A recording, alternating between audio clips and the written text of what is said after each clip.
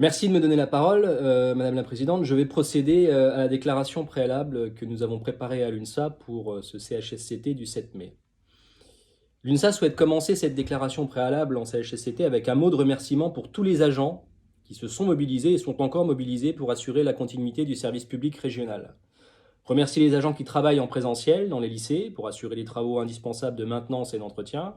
Remercier les travailleurs en présentiel au siège, les télétravailleurs du conseil régional. Remercier finalement les agents qui font en même temps du télétravail et en même temps de l'école à la maison et en même temps s'occuper d'une personne vulnérable.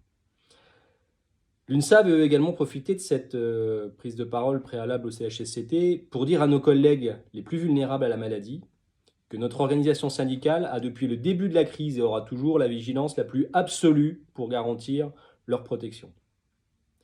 Dans le contexte de crise que nous connaissons, notre collectivité a pris la décision de garantir l'intégralité des droits des agents pendant toute la durée de la crise sanitaire. C'est positif. Notre collectivité, sous votre présidence, a maintenu le dialogue social. On se dit les choses, on communique. J'ai sans doute parfois les oreilles qui sifflent, j'imagine que vous aussi. Mais globalement, c'est positif. Il reste cependant quelques sujets à concrétiser. Je pense à concrétiser pour les prochaines semaines. Je pense notamment à 3 sujets soulevés par l'UNSA. La gratification pour les agents qui sont mobilisés sur le terrain et qui assurent la continuité des activités du service public régional. La monétisation des jours de repos épargnés sur les comptes épargne-temps. La collectivité a une dette en temps qu'elle devra bien régler un jour pour les agents. Le dispositif de télétravail qu'il nous faudra revoir pour l'adapter à la nouvelle situation, mais l'INSA a déjà obtenu sur ce sujet qu'il soit inscrit à l'ordre du jour du comité technique du 27 mai. Nous en reparlerons donc ensemble. Sur les plans de reprise d'activité. Les documents présentés aujourd'hui, les documents présentés comme des plans de reprise d'activité, ne correspondent pas à la forme attendue par l'UNSA. Notre syndicat s'attendait plutôt à la présentation d'un véritable modus operandi et nous avons constaté que ces documents étaient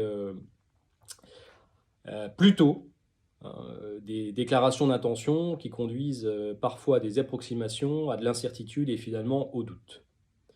Notre CHSCT doit donc lever les doutes et finalement répondre à 3 questions, les 3 questions suivantes.